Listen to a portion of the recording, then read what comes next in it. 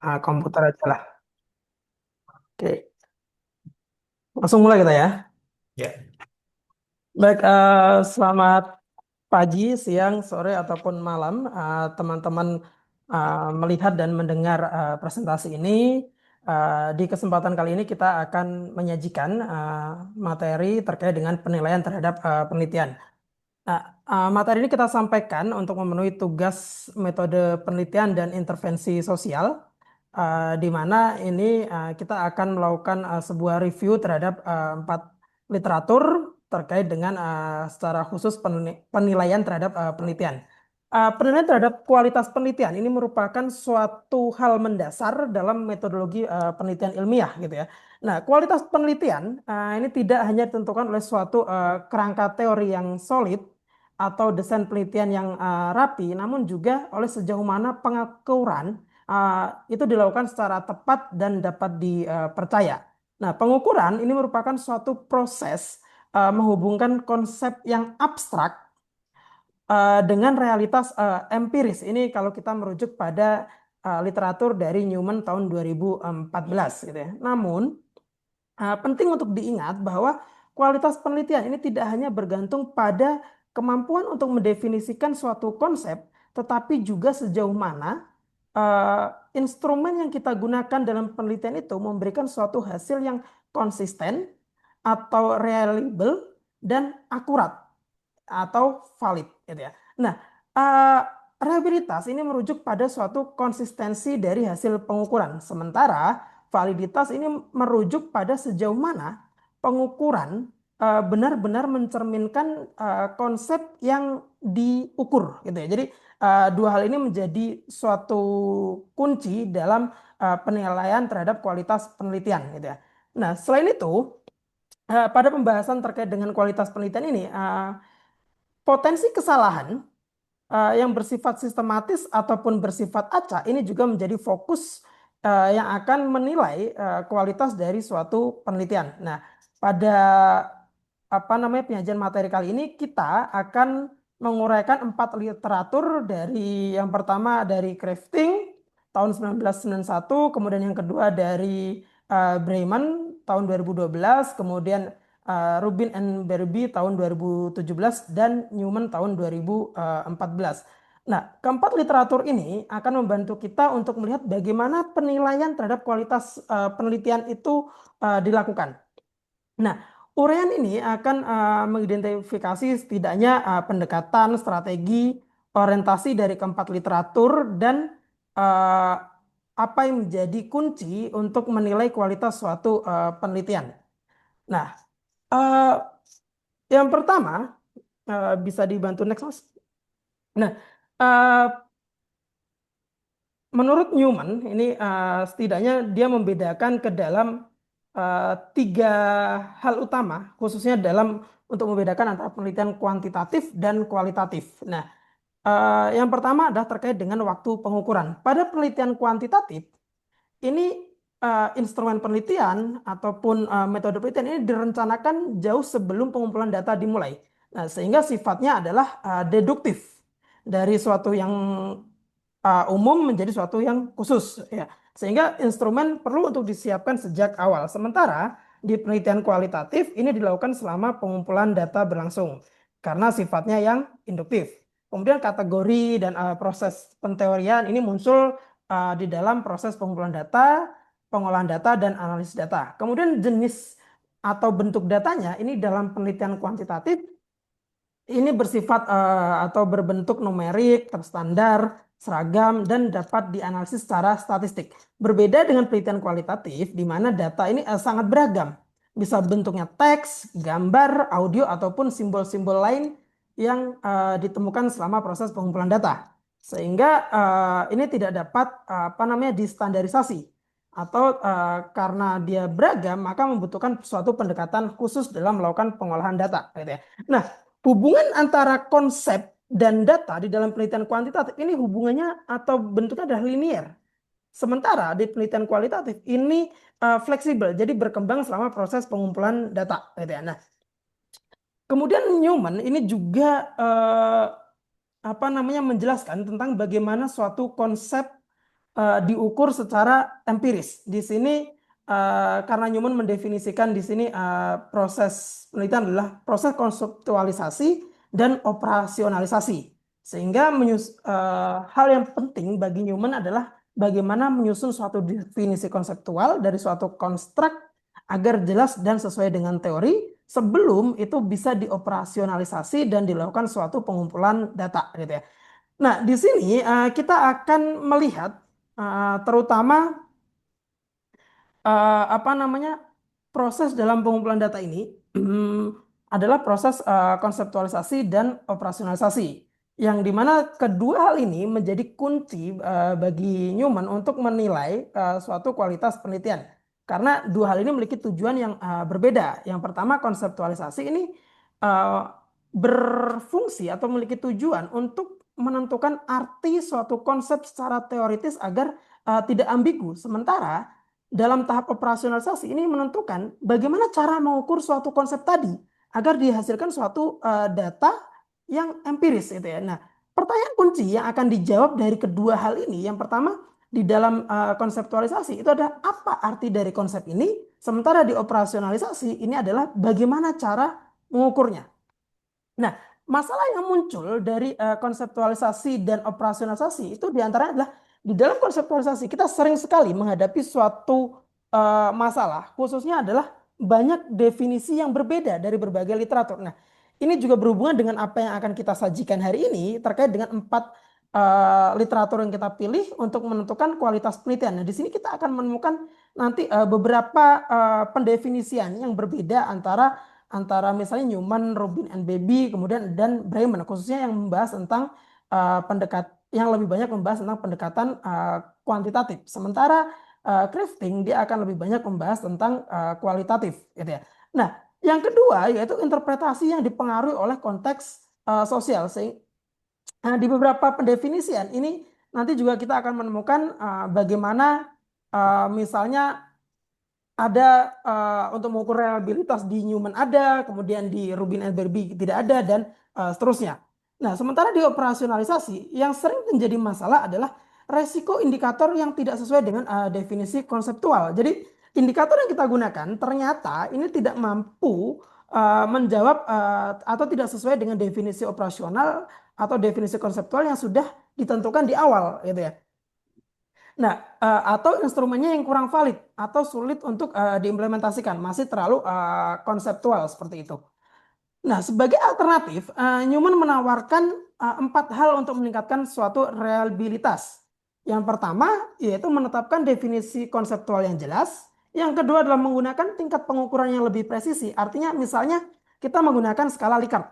Uh, itu kita perjauh rentangnya, misalnya kita bisa menggunakan 5 skala gitu. Artinya kita tidak hanya sebatas dengan jawaban ya dan tidak, tapi ada rentang antara 1 sampai 5 sehingga pengukurannya jauh lebih presisi dibanding ya dan tidak seperti itu.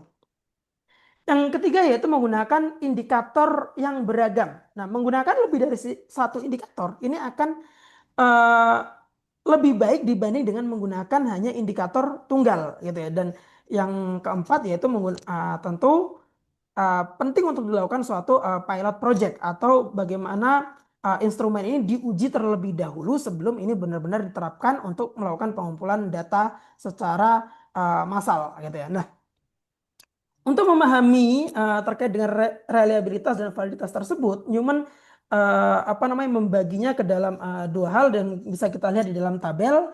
Yang pertama, secara definisi, reliabilitas ini adalah derajat konsistensi hasil pengukuran ketika kondisi tidak berubah gitu. Jadi dia memastikan hasil ini harus konsisten gitu ya. Artinya dia reliable gitu ya. Sementara validitas dia mengukur derajat ketepatan indikator dalam mengukur konstruk yang dimaksud gitu ya. Nah, fokus utama ini di reliabilitas adalah apakah pengukuran ini menghasilkan hasil yang stabil dan konsisten jika dilakukan pengukuran ulang. Sementara di validitas ini untuk melihat pengukuran benar-benar mengukur konsep yang dimaksud gitu ya. Nah, pertanyaan kuncinya adalah apakah di reliabilitas ini apakah hasilnya sama jika diukur di waktu yang berbeda? Sementara validitas ini lebih menekankan pada apakah indikator yang digunakan ini benar-benar merepresentasikan dari suatu konsep yang ingin diukur gitu ya. Nah, jenis-jenisnya di sini Newman membagi reliabilitas ke dalam tiga hal.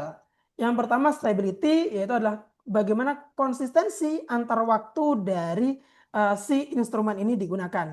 Yang kedua adalah representatif atau konsistensi antar kelompok sosial yang berbeda. Jadi misalnya jika instrumen ini digunakan di satu tempat, di tempat A misalnya, dan diulang di kelompok sosial B atau di tempat B, ini akan menghasilkan hasil yang mirip-mirip gitu ya. Dan yang ketiga adalah equivalence, yaitu konsistensi antar indikator. Jadi misalnya untuk mengukur kemiskinan, kita tidak cukup untuk menanyakan berapa besar pendapatan, tapi kita juga harus melihat dari misalnya berapa pengeluarannya, berapa yang untuk apa namanya pengeluaran untuk makanan, berapa pengeluaran untuk non makanan seperti itu, gitu ya. Nah, kemudian di validitas, Newman membagi ke dalam setidaknya ada 4 kategori umum yang Newman kategorikan. Yang pertama face validity, yaitu bagaimana si kesan logis dari si instrumen, ya, kecakapannya seperti apa. Yang kedua adalah content validity, cakupan aspek dari suatu konsep ini seperti apa. Nah, kemudian yang ketiga adalah criterion validity, ada concurrent dan ada prediktif. Dan yang terakhir adalah construct validity. Ini kita akan lihat nanti di bawah, nanti akan kita bahas lebih dalam. Ada convergent dan diskriminan gitu ya. Nah, hubungan antara reliabilitas dan validitas, kita bisa melihat bahwa reliabilitas ini adalah prasyarat bagi suatu validitas. Tetapi reliabilitas ini tidak saja reliabilitas saja ini tidak menjamin dari suatu validitas gitu ya. Nah, di dalam validitas sendiri ini memerlukan suatu reliabilitas sebagai dasar, tetapi merupakan ukuran yang lebih tinggi dibanding reliabilitas itu sendiri gitu ya. Nah, seperti apa nanti akan kita lihat bersama gitu. Nah, bisa di next Mas? Ya. Nah, ini akan nyambung dengan pembahasan yang akan disampaikan oleh Rubin and Baby. Kita akan menemukan beberapa hal yang sebenarnya mirip, cuma menggunakan bahasa yang berbeda gitu ya. Misalnya di sini Rubin and Baby apa namanya menilai apa namanya reliabilitas itu yang pertama inter-rater atau inter-observer reliability. Nah, ini mengukur sejauh mana dua atau lebih penilai atau pengamat memberikan hasil yang konsisten untuk suatu objek yang sama. Jadi eh, kalau tadi apa namanya eh, Newman melihatnya dari face validity, sorry, dari apa Mas bisa kembali lagi dulu sebentar dari stability, ya dari stability konsistensi antar waktu ini next. Si Rubin LBB ini melihat inter-rater mengukur sejauh mana dua atau lebih penilai dalam pengamat menilai hasil yang konsisten untuk suatu objek yang sama. Atau yang kedua ini juga dijelaskan oleh Rubin and Baby terkait dengan tes retest reliability. Jadi perlunya dilakukan suatu apa namanya tes dan retest, artinya misalnya sebelum dan sesudah seperti apa gitu. Ini untuk melihat suatu konsistensi yang sama ketika digunakan pada responden yang sama pada dua waktu yang berbeda. Kemudian Rubin and Baby juga menyebutkan ada internal consistency reliability.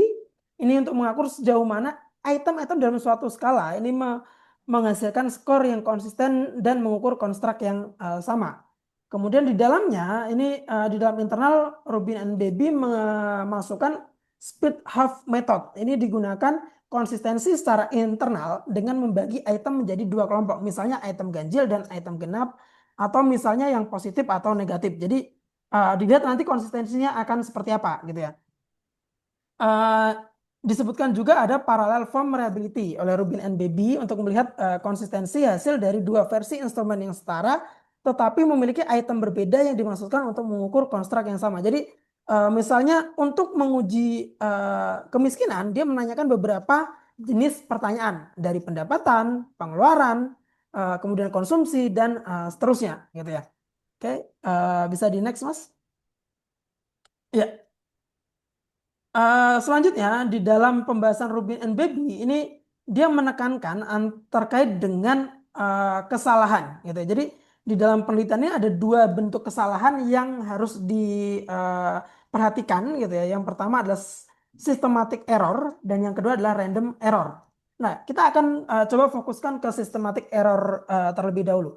Systematic error ini terjadi ketika informasi yang kita kumpulkan secara konsisten mencerminkan gambaran yang salah tentang konsep yang ingin kita ukur. Jadi kesalahannya sistematik karena sejak awal menggunakan konsep ini sudah tidak sesuai. Baik karena cara kita mengumpulkan data ataupun dinamika orang-orang yang menyediakan data tersebut gitu ya. Nah, terkadang pengukuran kita tidak benar-benar mengukur apa yang kita inginkan atau yang ingin kita ukur gitu ya. Dengan kata lain, instrumen atau prosedur yang kita gunakan dalam mengukur data untuk menghasilkan suatu data ini sebenarnya terlihat stabil gitu ya, namun salah gitu ya. Jadi dia akan menghasilkan suatu hasil yang salah juga gitu ya. Nah, eh, Rubin dan Baby di sini menekankan bahwa systematic error ini merupakan suatu ancaman utama bagi validitas. Karena instrumen mungkin mengukur sesuatu yang lain daripada yang ingin kita ukur. Itu yang terkait dengan systematic error. Yang kedua yaitu terkait dengan random error. Berbeda dari sistematik sesuai namanya gitu ya, sistematik. Jadi kita udah tahu nih apa yang sebenarnya salah. Harusnya gitu, kesalahannya sifatnya sistematik. Sementara random error ini adalah kesalahan yang terjadi secara acak atau tidak terduga. Ini tidak memiliki pola sebenarnya gitu ya, dan seringkali menyebabkan hasil pengukuran menjadi tidak konsisten. Kesalahan ini biasanya terkait dengan reliabilitas instrumen gitu ya. Secara lengkap teman-teman bisa melihat di tabel yang terlihat di layar teman-teman gitu ya. Nanti lebih jelasnya kita akan diskusi bersama. Oke, Mas, next, Mas. Nah, oke, sebelum itu Mas, balik lagi berarti. Nah, Ruben dan Baby ini menjelaskan juga gitu ya bahwa untuk menghindari kesalahan tadi, baik itu sistematik ataupun random error, ada beberapa hal yang penting untuk dilakukan. Setidaknya dia menyebutkan 6 hal lah, gitu ya. Yang pertama dengan melakukan uji coba, gitu ya. Jadi sebelum dilakukan pengumpulan data secara massal atau secara besar-besaran gitu ya atau benar-benar dilakukan pengumpulan data maka penting untuk melakukan suatu uji coba. Nah, hal ini akan membantu kita yang si peneliti ini untuk mengidentifikasi nih item mana saja yang membingungkan, prosedur mana yang kurang praktis, keterbacaannya seperti apa atau masalah-masalah lainnya yang mungkin muncul saat uji coba.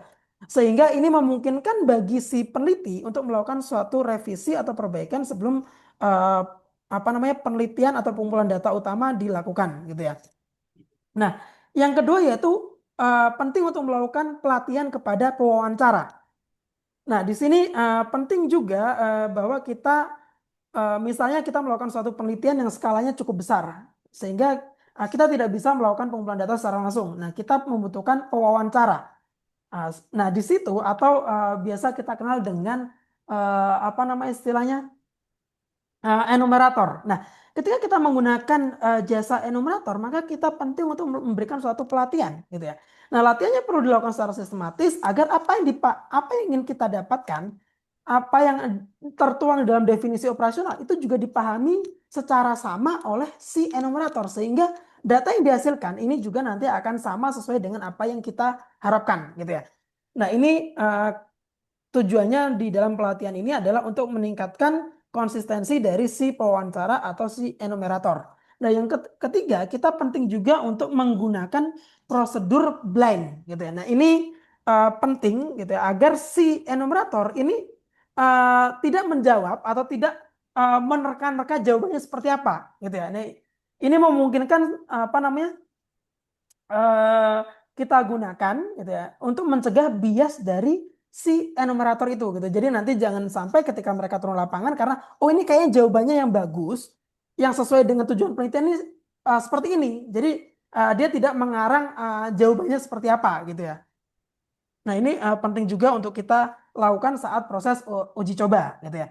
Nah, yang keempat ini adalah eh, apa namanya? Gunakan observasi yang tidak mengganggu atau unobservative observation. Nah, bila memungkinkan ini penting juga untuk dilakukan sehingga kita tahu nih partisipan ini tidak apa ya tidak menyadari bahwa mereka sedang diamati gitu ya, sehingga mereka bersikap natural dan tidak bersikap sesuai dengan apa yang kita harapkan gitu ya. Khawatirnya ketika kita atau mereka mengetahui, oh kita sedang diwawancara nih.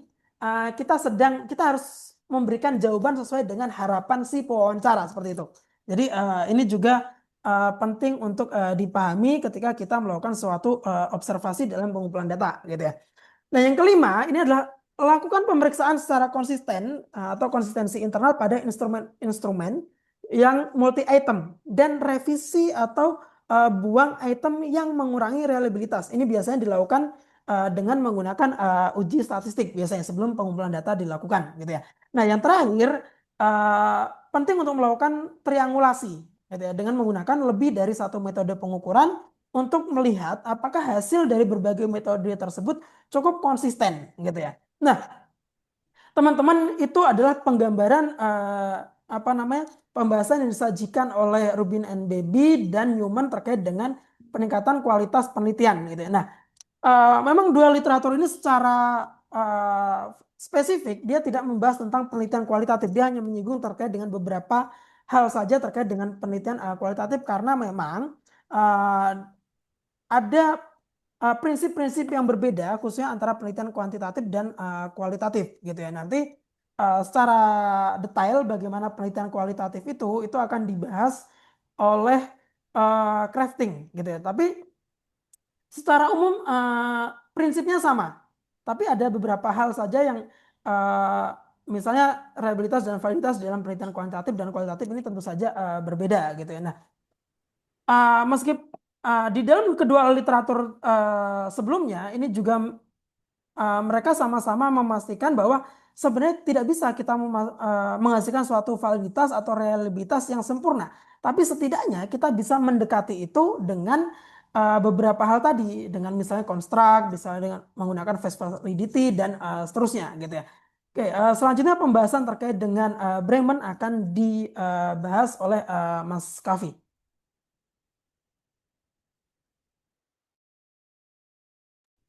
Ya baik, terima kasih Mas Versa.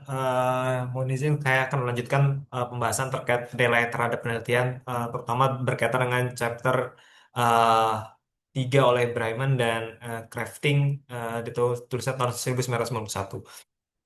Saya akan memulai dari Bryman, di mana Bryman dalam dalam chapter ini memang memulai dari mengawali seperti yang sudah dijelaskan tadi, memulai dari tiga hal, yaitu yang pertama kriteria and social research, ya, di mana memang ini seperti konsep yang sudah dijelaskan oleh Mas Versa, tapi memang dalam konteks yang mungkin ada perbedaan makna atau perbedaan definisi saja. Dalam hal ini, Bremen menyebutkan ada tiga tolak ukur sebenarnya. Pertama ada reliability, di mana konsistensi dalam pengukuran ini sebuah hal yang wajib. Kemudian replication, ya, yang mungkin belum ada di uh, Newman dan di uh, eh, literatur lainnya, di mana memang di sini sedikit sama atau mirip dengan reliability, karena memang replikasi dimaknai sebagai sebuah proses pengulangan sebuah penelitian, di mana eh, sebuah penelitian bisa dinilai bisa direplikasi jika memang prosedur yang digunakan jelas dan detail dan transparan lah. Nah, kemudian tolak ukur ketiga yaitu validity atau validitas, di mana menurut Bryman kriteria yang paling eh, penting dalam sebuah penelitian.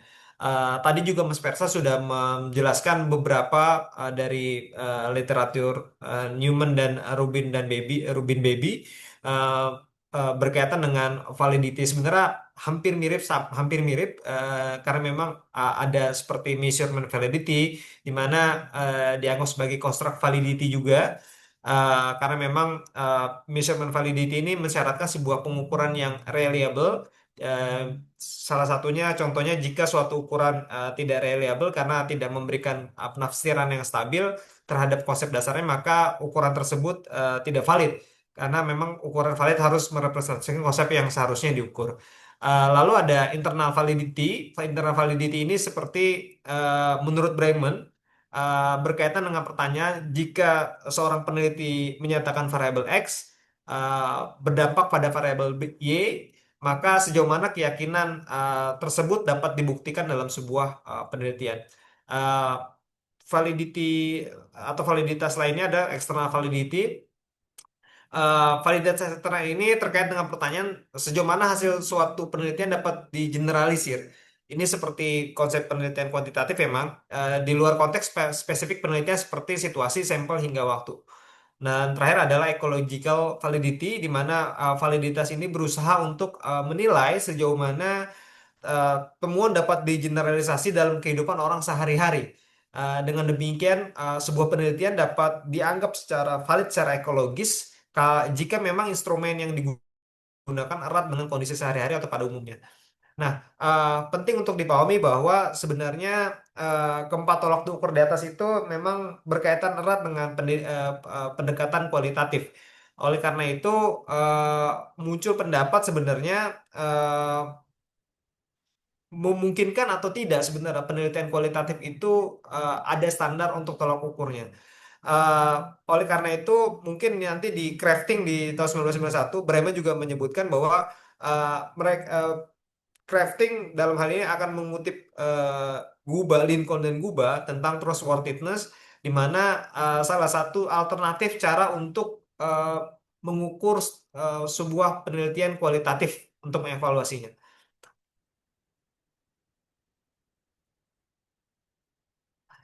eh, Bremen juga dalam chapter ini menggambarkan ada setidaknya 5 desain penelitian yang akan dikaitkan dengan validitas atau sorry akan dikaitkan standar-standar evaluasi penelitian. Pertama, experimental design, di mana desain penelitian ini menurut Bremen eh, tidak umum digunakan dalam penelitian sosial karena penggunaannya terbatas dan hanya untuk penilaian dampak terhadap satu aturan atau kebijakan baru saja ketika memang masuk ke dalam ranah sosial. Namun, jenis penelitian ini dianggap sebagai bagian daripada standar tolak ukur karena memang secara evaluasi atau standar-standar kuat dalam internal validity yang sudah dijelaskan tadi. Nah, eh, salah satu tipikal dari jenis penelitian eksperimental ini adalah sifatnya yang rekayasa atau apa namanya manipulation kalau menurut Bremen. Di mana ya sebagaimana kita tahu ada dua kelompok yang mana satu kelompok tersebut sudah diatur sedemikian rupa untuk melihat keterhubungan sebuah variabel. Eh, dan umumnya jenis penelitian ini terkait dengan laboratory eksperimen, tapi tergantung pada unit analisis ya bisa juga eh, untuk field eksperimen. Nah, adapun ada beberapa tipe daripada desain eksperimental ini. Pertama, eksperimental klasik, ya di mana metode penelitian ini salah satunya paling populer eh, dalam eksperimental design karena memang ada kelompok kontrol yang memang tidak menerima perlakuan, salah satunya. Kemudian ada kelompok eksperimen yang memang menerima perlakuan.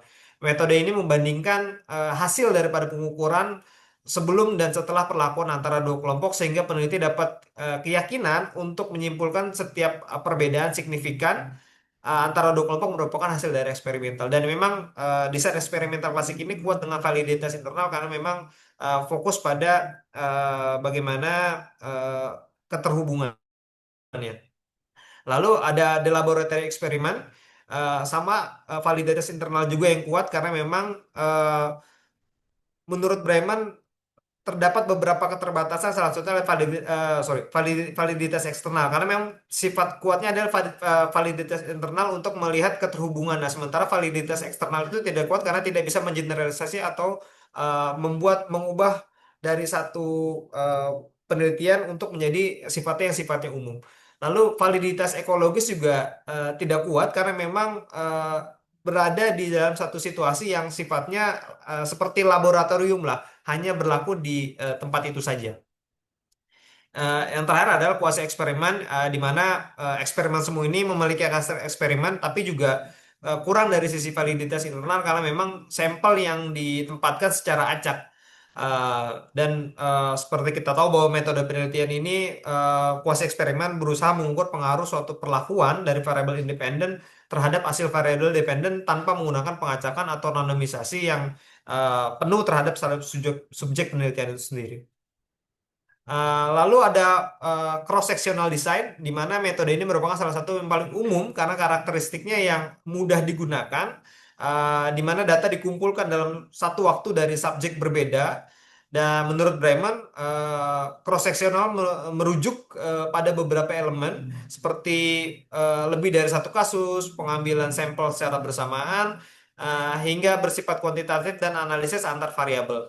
Dari sudut pandang evaluasi atau penilaian terhadap penelitian, berpatokan tolok ukur, maka eh, penting untuk melihat sebenarnya pada aspek reliability, misalnya cross sectional ini perlu dilakukan uji reliabilitas untuk memastikan bahwa setiap jawaban yang diberikan adalah konsisten, karena memang pengumpulan data cross sectional ini salah satunya adalah faktornya karena memang pengumpulan datanya satu satu waktu, sehingga perlu diuji reliabilitas daripada eh, eh, penelitian dengan cross sectional ini. Kemudian dari sisi replication, desain ini memang dapat dicapai selama memang prosedur yang dijelaskan secara lengkap dalam dalam penelitian tersebut.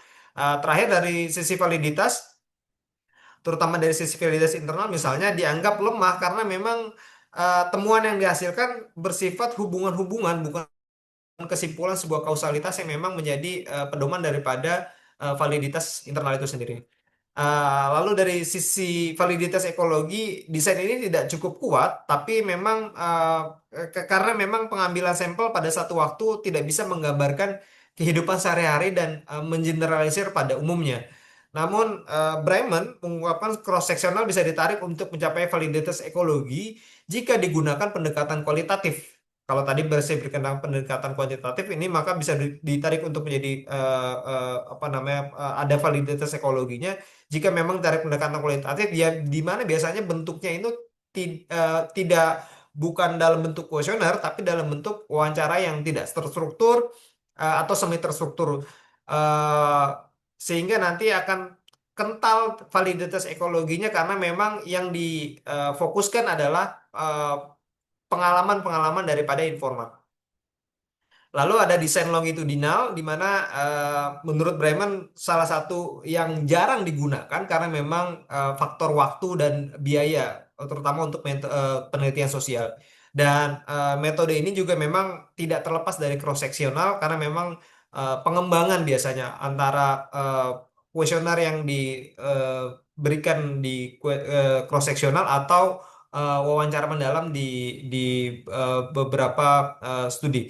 Nah, kendati demikian, karena desain ini terdapat faktor waktu, maka bisa menarik sebuah kausalitas. Karena memang informan diambil sampel dalam kurun 2 kali untuk melihat sejauh mana perkembangan. Dan desain ini memiliki dua jenis, antara lain kohort dan panel, di mana studi kohort identik dengan sampel yang memiliki karakteristik, dan sementara panel itu sebaliknya. Nah, desain kedua adalah case study atau studi kasus. Bremen mengungkapkan desain ini biasanya mencakup analisis rinci yang mendalam terhadap satu kasus, di mana berdasarkan amatan, penelitian studi, kasus berfokus pada kompleksitas dan sifat khusus dari kasus yang diteliti.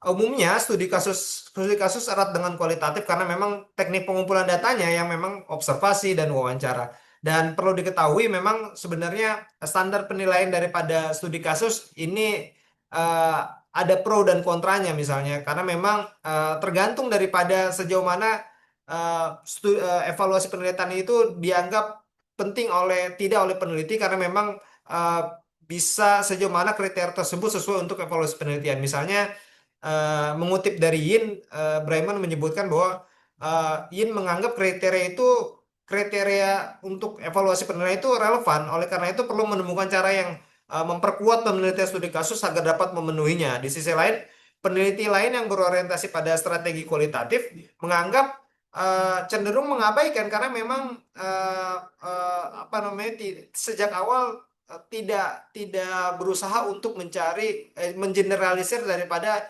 sebuah penelitian itu sendiri.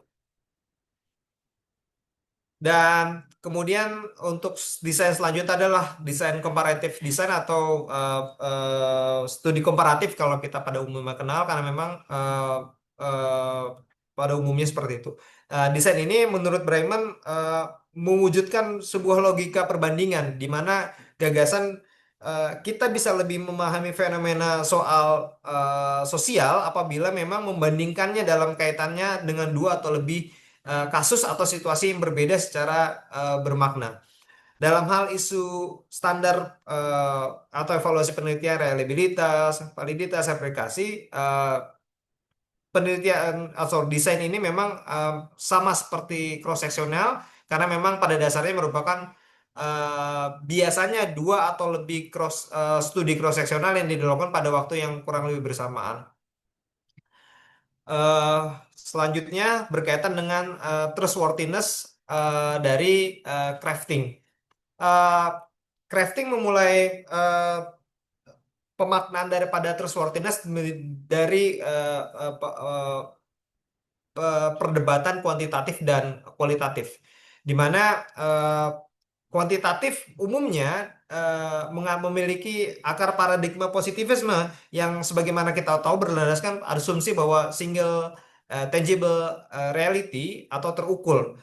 Peneliti dalam pandangan ini membuat batasan jarak ilmiah secara objektif sehingga realitas dapat terukur secara akurat. Di sisi lain, menurut Crafting, penelitian kualitatif didasarkan paradigma naturalistik yang menekankan bahwa terdapat multiple realities atau subjektif. Manusia dalam berperilaku dipengaruhi oleh beragam hal mulai dari sosiokultural, lingkungan fisik, hingga psikologis. Dengan demikian, penelitian kualitatif bertujuan untuk mempelajari dunia empiris dari sudut pandang orang yang diteliti. Dengan demikian, perspektif subjektif subjek merupakan poin penting dan peneliti wajib untuk memperdalamnya. Uh, Berangkat dari perbedaan paradigma tersebut, tentu maka upaya kriteria kuantitatif untuk penilaian sebuah penelitian pada kualitatif bukanlah ide yang bisa direalisasikan ya, karena memang sudah berbeda sejak awal. Maka maka Crafting dalam tulisannya menawarkan sebuah model-model baru dari Guba yang kita kenal sebagai trustworthiness atau untuk salah satu upaya untuk evaluasi penilaian terhadap kualitatif yang sebelumnya juga sudah di-mention oleh dalam tulisan Bremen. Nah, eh, kerangka kerja Guba dalam hal ini memiliki 4 kriteria dasar yang relevan untuk penelitian, terutama kualitatif yang bertujuan meningkatkan rigor atau ketelitian itu sendiri. Sebagaimana kita ketahui ada 4 aspek dasar sebenarnya, yaitu pertama ada nilai kebenaran atau truth value, di mana kriteria di aspek ini adalah menggali posisi peneliti, menetapkan kepercayaan pada kebenaran temuan untuk subjek atau informan dan konteks di mana penelitian dilakukan. Dalam pendekatan kuantitatif, kriteria ini menekankan pada validitas internal yang sudah kita sudah sedikit gambarkan tadi, di mana fokus memastikan bahwa perubahan pada variabel dependen benar-benar disebabkan oleh variabel independen. Namun pada penelitian kualitatif, dalam hal ini konsepnya Guba, truth value ini kita kenal dengan sebutan credibility, di mana tugas peneliti adalah merepresentasikan realitas ganda yang diungkapkan oleh para informan seakurat mungkin. Penelitian kualitatif dianggap kredibel dalam pandangan Guba jika kita bisa mendeskripsikan atau menginterpretasikannya secara akurat, sehingga subjek akan secara langsung mengenali dan setuju dengan temuan yang disajikan. Dengan demikian terdapat pergeseran dari perbedaan dari kebenaran yang ditentukan a priori oleh peneliti menjadi kebenaran yang berorientasi pada subjek. Aspek kedua yaitu penerapan atau applicability, di mana kriterianya merujuk pada sejauh mana temuan dapat diterapkan pada konteks pengaturan atau kelompok lain. Pada kuantitatif ini kita kenal sebagai validitas eksternal yang menekankan tentang kemampuan untuk mengeneralisasi temuan dari sampel penelitian ke populasi yang lebih besar. Oleh karena itu, penelitian kuantitatif uh, bergantung pada teknik pengambilan sampel yang ketat untuk memastikan bahwa sampel penelitian representatif. Guba kemudian dalam aspek ini menekankan atau memberikan konsep sebagai transferability. Kriterianya adalah dalam perspektif ini adalah kriteria dalam perspektif ini terpenuhi ketika memang temuan penelitian sesuai dengan konteks lain karena tingkat kesamaan antara kedua konteks tersebut. Aspek yang paling menarik dari transferabilitas adalah menggeser tanggung jawab generalisasi temuan yang sebagian besar terletak pada pembaca, bukan lagi pada peneliti yang memang mengeneralisir daripada sebuah penelitian itu sendiri. Peneliti tinggal berusaha menyajikan data yang deskriptif yang memadai tentang konteks dan informal, dan kemudian pembaca dapat menilai sendiri apakah temuan tersebut relevan dan dapat diterapkan pada situasi mereka.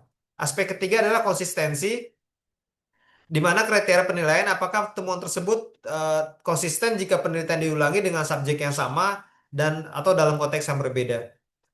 Eh, Pada kuantitatif ini kita kenal sebagai reliability, dan kalau di kualitatif atau dalam model Guba ini kita sebut sebagai dependability.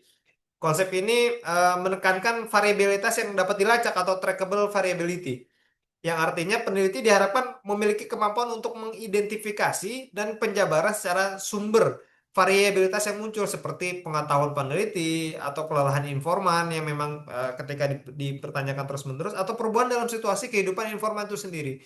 Sebab penelitian kualitatif cenderung pada konteks keunikan dari subjek, bukan serta pengalaman dan fenomena daripada pengulangan yang sama. Dan aspek keempat, yaitu netralitas, dengan kriteria mengacu pada kebebasan dari bias dalam prosedur dan hasil penelitian. Pendekatan kuantitatif melihatnya sebagai objectivity, sementara kalau kalau kualitatif dalam pandangan Gubas sebagai confirmability, di mana mengubah fokus dari netralitas peneliti menjadi netralitas data serta interpretasi, di mana kriteria ini yang disebut sebagai confirmability menuntut agar sebenarnya eh, temuan hanya berasal dari data itu sendiri, bukan dari motivasi atau bias peneliti. Lanjut, terkait dengan membangun trustworthiness ini ada beberapa strategi. Pertama, credibility strategies. Seperti tadi credibility sudah dijelaskan. Ada prolonged and varied file experience, di mana Lincoln dan Guba ini menurut Craving menyebut sebagai teknik berupa keterlibatan antara peneliti dan subjek yang cukup lama di sebuah lokasi penelitian. Kondisi ini dianggap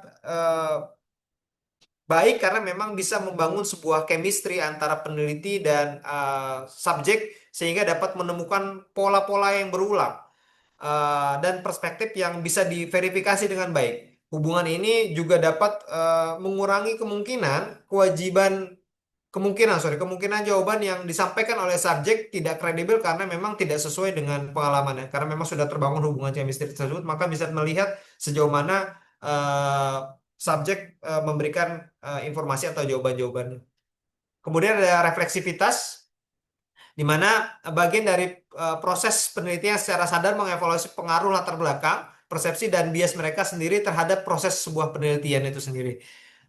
Lalu ada teknik triangulasi, di mana strategi yang kuat, di mana data dari berbagai perspektif dikonfirmasi satu sama lain. Seperti kita ketahui juga memang ada 4 jenis triangulasi. Pertama ada triangulasi mode data, triangulasi sumber data, triangulasi teoritis, dan triangulasi peneliti. Yang keempat ada member checking, di mana pengujian data, kategori analitik, dan kesimpulan secara terus-menerus dengan informan untuk memastikan representasi yang akurat dari sudut pandang informan itu sendiri. Lalu ada peer examination, mirip seperti member checking, tapi memang ini melibatkan rekan sejawat ya, atau rekan peneliti lainnya, di mana teknik ini merupakan salah satu cara untuk menjaga peneliti tetap jujur serta mendapatkan pertanyaan kritis yang nantinya berdampak atau berkontribusi pada analisa refleksif di lebih dalam terhadap suatu penelitian tersebut. Kemudian ada wawancara. Peneliti juga bisa menggunakan teknik wawancara ini dalam dalam ini dengan membingkai ulang pertanyaan atau mengulang pertanyaan atau perluasan dari pertanyaan itu sendiri pada kesempatan yang berbeda. Eh, Dalam teknik ini peneliti juga bisa membuat pertanyaan tidak langsung dengan menggali pengalaman lainnya dari informan. Lalu ada koherensi struktural, di mana pada teknik ini peneliti dituntut untuk memastikan semua data dan interpretasi dapat dijelaskan sehingga argumen dasar dan kesimpulan sebuah penelitian dapat saling terkait. Terakhir adalah otoritas peneliti. Lalu strategi daripada transferability pertama adalah nominated sample, di mana nominated sample ini teknik ini menegaskan sampel tidak dipilih secara acak, tapi terencana dengan tujuan tertentu, di mana sampel yang dinominasikan secara sengaja karena diharapkan dapat memberikan jawaban atas pertanyaan sebuah penelitian. Lalu ada dense description, di mana eh, peneliti menyediakan informasi latar belakang yang lengkap tentang informan, konteks, dan aturan pada penelitian. Deskripsi yang padat atau dense description ini memungkinkan untuk menyajikan penilaian terhadap tingkat kesamaan antara studi asli dan studi asli dan situasi yang baru. Lalu terakhir ada perbandingan demografi dengan data yang padat atau dense description tadi, maka kita bisa juga menggunakan teknik perbandingan untuk mencapai sebuah aspek transferability tersebut. Lalu ada dependability strategies, di mana fokus pertama adalah dependability audit. Tidak jauh berbeda dengan audit keuangan sebenarnya, karena memang terdapat auditor eksternal yang bertugas untuk meninjau semua dokumen penelitian, yang akhirnya bertujuan untuk memastikan bahwa alur keputusan peneliti dapat terverifikasi dengan benar. Lalu ada stepwise replication, di mana mirip seperti split half reliability yang mungkin sudah dijelaskan sama Mas Versa tadi. Eh, Adapun di mana konsepnya adalah data dibagi dan dianalisis secara terpisah oleh dua peneliti atau tim dan hasilnya kemudian dibandingkan. Lalu terakhir ada code and record procedure, di mana peneliti diharapkan dapat menguji konsistensi dalam pengodean data yang dimiliki dengan mengodekan segmen data lalu menunggu beberapa minggu dan kemudian mengodekannya kembali untuk sebuah perbandingan. Terakhir adalah confirmability strategis, di mana pertama adalah confirmability audit, eh, teknik yang berupa pemeriksaan penelitian oleh auditor eksternal juga untuk memastikan bahwa penelitian tersebut didasarkan pada data dan bukan pada bias peneliti. Lincoln dan Guba setidaknya mengidentifikasi 6 kategori catatan yang dapat dilakukan dalam audit ini. Pertama adalah data mentah, kemudian ada analisis data, kemudian ada produk rekonstruksi dan sintesis, lalu ada catatan proses, kelima materi yang berkaitan dengan tujuan rencana, dan terakhir ada informasi pengembangan instrumen. Eh, Lalu ada teknik triangulasi dan refleksivitas untuk mencapai confirmability strategis ini, di mana kedua strategi ini berkontribusi memastikan bahwa data berasal dari berbagai sumber dan bahwa peneliti secara sadar menyadari pengaruh mereka sendiri terhadap data tersebut. Selanjutnya mungkin untuk pembahasan Mas Versa bisa menjelaskan lebih lanjut lagi atau melanjutkan. Terima kasih. Baik, terima kasih Mas Kavi. Saya sedikit saja menambahkan, teman-teman bisa melihat perbandingan antara ketiga literatur, khususnya yang secara spesifik dan teknis membahas terkait dengan penelitian kuantitatif gitu ya. Nah, ketiga literatur dari Breiman, kemudian Newman dan Rubin and Baby ini secara khusus mereka lebih banyak membahas tentang penelitian dari paradigma kuantitatif gitu ya. Nah, ketiganya ini sama-sama menempatkan reliabilitas dan validitas sebagai inti penilaian pada kualitas penelitian.